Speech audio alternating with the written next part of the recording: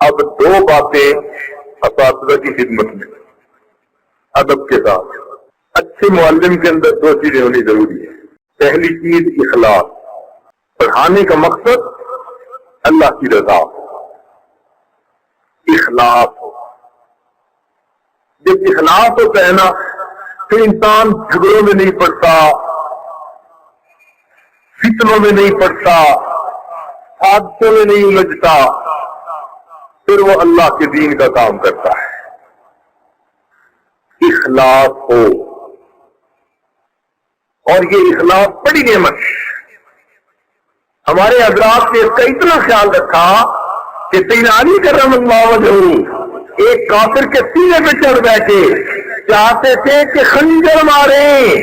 اس کافر نے منہ پر تھوک دیا, آپ پیچھے ہٹ گئے. اس نے کہا کہ آپ نے مجھے قتل کیوں نہیں کیا؟ فرمایا میں تجھے پہلے اللہ کے لیے قتل کرنا چاہ رہا تھا, جب تم نے تھوک پھینکی مجھے غصہ آیا. اب اگر قتل کرتا ذاتی انتقام بھی شامل ہوتا, اس لیے میں پیچھے ہٹ گیا کہ میں کوئی کام اپنی ذات کے لیے نہیں کرنا چاہتا. ایسے غصے کے عالم میں بھی اس بات کا لحاظ رکھا کہ میرا ہر کام اللہ کے لیے ہو. اس کو اخلاص کہتے ہیں. حضرت احمد ثانی رحمۃ اللہ علیہ فراغت کے بعد جب انتظام کانپور تشریف لے گئے تو قریب کے دیہاتوں میں کچھ اہل بدعت لوگ بھی تھے. حضرت نے ایک مرتبہ جلسہ رکھوایا اور اپنے استاد شیخ الہند رحمۃ اللہ علیہ کو بلوایا. شیخ الہند رحمۃ اللہ تشریف لائے اور انہوں نے آ کر مضمون بیان کرنا شروع کر دیا. اللہ تعالیٰ کی شان کہ جو وہ چاہتے تھے مضمون بیان ہو وہی شروع ہو گیا. جب مضمون اپنے عروج پر تھا اس وقت ایک عالم مولانا لطف اللہ علی گڑھی جو مائل بدعت سے اطمینان تھا اس طرف تھوڑا تھا, وہ آ گئے. اب ان کو دیکھ کر تو لوگوں نے یہ سوچا کہ اب وقت ہے مضمون بیان ہونے کا. جیسے ہی وہ آ کر بیٹھے شیخ الہند رحمۃ اللہ نے فرمایا وما علینا الا البلاغ اور بیٹھ گئے. اب اس طرح تقریر یکدم بند کر دینا عجیب سی لگی. خیر بعد میں کھانے کی دسترخوان پر مولانا فخر الحسن رحمۃ اللہ علیہ نے پوچھا, چونکہ بڑے تھے استاد تھے دارالعلوم کے بڑے تھے, انہوں نے پوچھا شیخ الہند رحمۃ اللہ سے کہ بھائی وہ تو وقت تھا بیان کرنے کا. مولانا لطف اللہ آئے تھے تو آپ نے تو یکدم ہی تقریر بند کر دی. آپ نے فرمایا ہاں مجھے بھی یہی خیال آ گیا تھا, اب وقت آیا ہے بیان کرنے کا.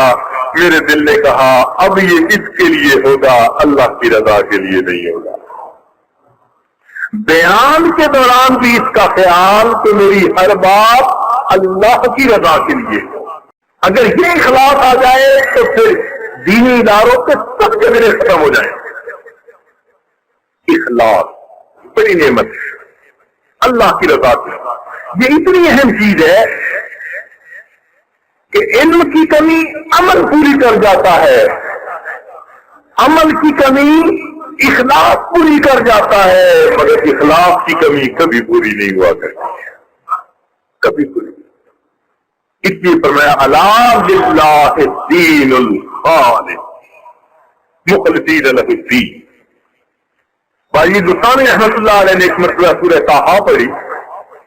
رات کو خواب میں کیا دیکھا کہ نامہ اعمال میں سورہ طٰہٰ سونے کے سیاہی سے لکھی ہوئی ہے, لفظوں سے لکھی ہوئی ہے. بڑے خوش ہوئے کہ اللہ رب العزت نے میری سورت کا پڑھنا قبول فرما لیا. اب خوشی خوشی خواب میں اپنے نام اعمال کو دیکھنے لگے. ایک صفحہ جو الٹا تو اس پر کچھ جگہ خالی نظر آئی, تو بڑے حیران کہ بھائی یہ خالی جگہ کیا. تو خواب ہی میں دل میں خیال آیا کہ جب میں یہ الفاظ پڑھ رہا تھا میرے قریب سے ایک آدمی گزرا تھا اور میرے دل میں بات آئی تھی کہ یہ میری قرات سن کے خوش ہوگا, میں کتنا اچھا پڑھ رہا ہوں. دل میں خیال آنے پر پروردگار نے ان آیتوں کے ثواب سے محروم فرما دیا. یہ اخلاص اتنا اہم ہے. تو سب سے پہلی چیز اخلاص ہو. خلوص کام کرنا، اور دوسری چیز اختصاص. ایک چیز اخلاص، اور فقط اخلاص سے بھی کام نہیں چلتا. تعلیم و تعلم کا مخلص بڑھو، پلے کچھ نہ ہو، آتا جاتا کچھ نہ ہو، تو اس کا سلوک کیا کام آئے گا؟ طلباء کو کیا فائدہ ملے گا؟ اختصاص، تخصص حاصل ہو ہر اس کتاب میں جس کو یہ پڑھانا چاہتے ہیں. اگر نہیں تو اپنے مطالعے سے حاصل کریں. ایک مضمون ملا ہے، اب کما حق کرو، محنت کیجیے تاکہ آپ کو اس میں تخصص حاصل ہو جائے پڑھانے. ہمارے اکابر علماء دیوبند میں یہ دو نعمتیں تھیں، اخلاص بھی تھا، اختصاص بھی تھا. جو مضمون ان کے پاس ہوتا تھا سبحان اللہ، اس مضمون میں وہ بادشاہ ہوتے تھے. شرح تہذیب دارالعلوم کی طرف سے پڑھانے کے لیے ملتی تھی تو سب سے پہلے طلباء کو قال اصول رسالہ پڑھاتے تھے، پھر عیسیٰ غوجی پڑھاتے تھے، پھر مرقات پڑھاتے تھے. استعداد پیدا کرنے کے لیے سب اصل کتاب پڑھایا کرتے تھے. جو کتاب دلنے لگی اس کتاب کی استعداد پیدا کرنے کے لیے 3 کتابیں پہلے پڑھاتے تھے، پھر اسے پڑھاتے تھے. اور آج جن کو شرح تہذیب دی جاتی ہے وہ سارے سال میں اس کو نہیں ختم کر پاتے. استعداد تھی، پڑھاتے مرقات سے، آج پڑھا سلم رہے ہوتے ہیں، استعداد مرقات کی ہوتی ہے، اختصاص نہیں. وعد کر کے طلباء کو بھگتا دینا تو آسان کام ہے، مگر علم کے ساتھ دیانت نہیں، امانت یہ بددیانتی کہلاتی ہے.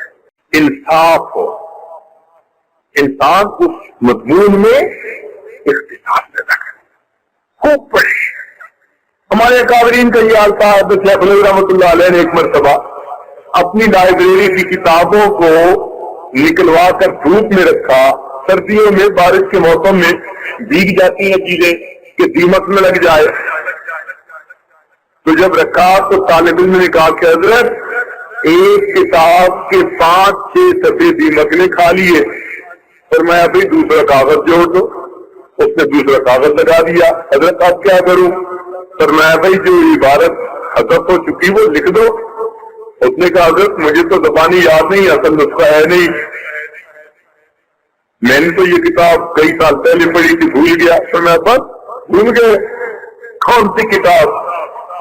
کہنے لگا حضرت میں وزیر. فرمایا کہاں سے عبارت منقطع ہوئی؟ اس نے کہا فلاں سے. وہی بیٹھے بیٹھے آپ نے زبانی 6 صفحے کی عبارت اس بچے کو کتاب پر لکھوا دی. ان کو یہ اختصاص حاصل.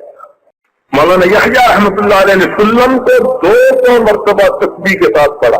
ان کی زندگی کتابوں میں گزرتی تھی، کثرت مطالعہ کی ان کا شوق ہوتا تھا. اختصاص، تخصص ہو. پھر دیکھیے کام کیسے بنتا ہے.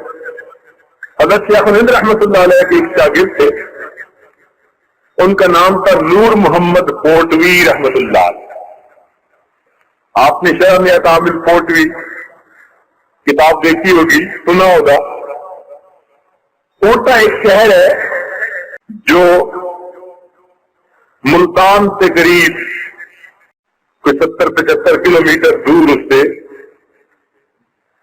مین سڑک سے 30 کلومیٹر اندر، 30 کلومیٹر اندر.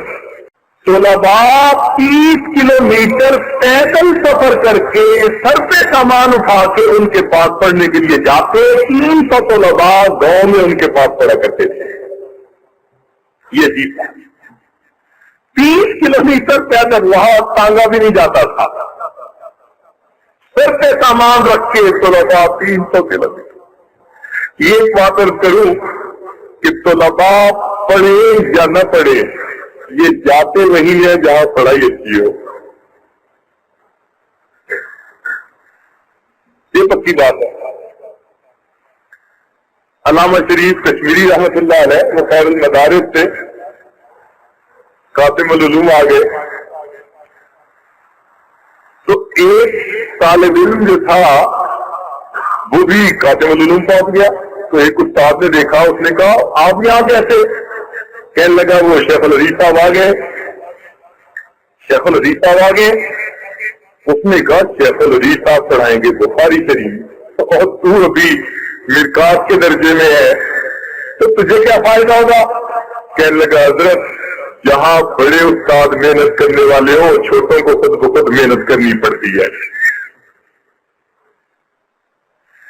تو یہ بھی عجیب بات کہ طلباء ہمیشہ وہاں جاتے ہیں جہاں پڑھائی اچھی ہو، تو 30 کلومیٹر سفر کر کے اندر جاتے ہیں اور طلباء ان سے پڑھتے ہیں۔ اور اللہ نے ان کو کیا مقام دیا تھا؟ نور محمد فوزی رحمۃ اللہ علیہ، مولانا خیر محمد جلیلی رحمۃ اللہ علیہ نے ایک مرتبہ مدرسے کے سالانہ جلسے میں اکابرین کی موجودگی میں کہا شمس النحات تشریف لائے، یعنی نور محمد فوزی رحمۃ اللہ علیہ کو انہوں نے شمس النحات کے نام سے پکارا، لقب سے پکارا۔ اب ایسے مفاد بندے کا کسی کو شمس النحات کہنا کوئی معنی رکھتا ہے؟ یہ ان کا اللہ نے علم دیا، اور اللہ اکبر، عجیب اتنا کمال تھا علم میں کہ فرمایا کرتے تھے اگر ساری دنیا سے شرع جامی کو ضبط کر لیا جائے، مٹا دیا جائے، اور پھر کوئی آدمی نور محمد کے پاس آ کر کہے کہ شرع جامی کی ضرورت ہے، میں اسے متن اور حاشیے کے ساتھ دوبارہ لکھوا سکتا ہوں۔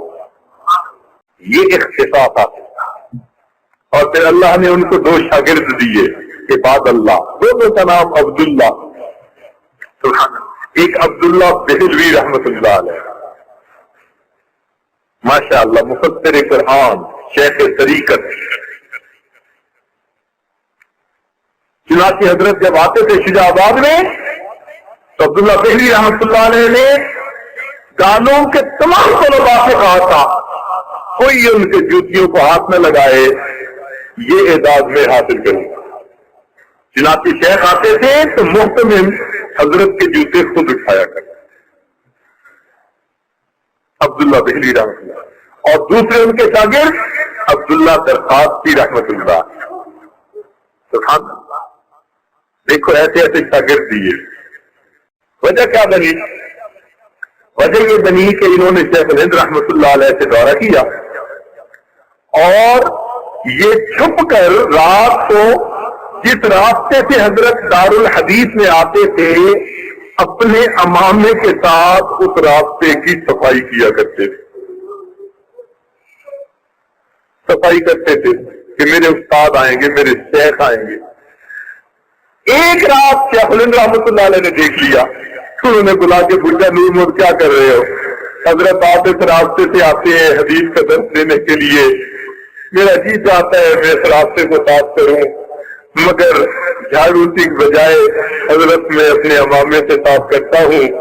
بس استاد کے دل میں محبت آئی، شیخ الہند رحمۃ اللہ علیہ نے دعا دے دی، ان کی دعا کام آ گئی، اللہ نے نور محمد فوجی بنا دیا۔ یوں ہمارے طلباء اپنے اساتذہ کی دعائیں لیا کرتے ہیں، ایک اخلاص ہو اور دوسرا اختصاص، تخصص حاصل، کام پھر بنتا ہے، پھر لگن ہوتی ہے اور انسان اپنے کام میں مگن ہوتا ہے، پھر مقصد سامنے ہوتا ہے، پھر ادھر ادھر کی باتوں پر بندہ توجہ ہی نہیں دیتا۔ مولانا یحییٰ رحمۃ اللہ علیہ کے دل میں خواہش پیدا ہوئی کہ میں گنا چوسوں، کہنے لگے اچھا جب فرصت ملے گی چوسوں گا۔ 18 سال گنا چوسنے کی فرصت نہ ملی، علمی کام میں ہر وقت مشغول، وقت فارغ نہیں ہوتا۔ تو جب اختتام حاصل کریں گے تو ہر وقت آپ کتب کے مطالعے میں لگے رہیں، پھر یہ گلشن نظر آئے گا، اوڑھنا بچھونا نظر آئے گا، پھر مدرسہ وطن نظر آئے گا، اور کتابوں کا کاغذ کفن نظر آئے گا۔ تو یہ نعمت حاصل کرے گا۔ پھر دیکھیے اللہ رب العزت کی کتنی رحمت، پھر ایک مقصد کے تحت زندگی گزرے گی. حضرت مولانا رشید احمد گنگوہی رحمۃ اللہ علیہ کو گرفتار کر دیا انگریزوں نے، تو حضرت نے جیل کے اندر ایک ملزم کو قرآن پاک پڑھانا شروع کر دیا. کچھ عرصے کے بعد آپ کے آزادی کے نوٹس آ گئے، بری ہونے کے نوٹس آ گئے کہ جی آپ کی گرفتاری ختم. جب وہ جیلر لے کے آیا کہ جی آپ کی گرفتاری ختم، آپ نے فرمایا میں تو گھر نہیں جاتا، میں تو گھر نہیں جاتا. اس نے کہا کہ فرمایا میں قرآن اسے پڑھا رہا ہوں، جب تک مکمل نہیں کر لوں گا گھر نہیں جاؤں گا. یہ تھے ہمارے اسلاف. تو اگر اس طرح علم کی خدمت کرنے کا جذبہ ہوگا، اخلاص ہوگا اور اپنے مضامین کے اندر مہارت ہوگی، تو پھر دیکھیے طلباء کو شمع کے گرد پروانے کی طرح جائیں گے.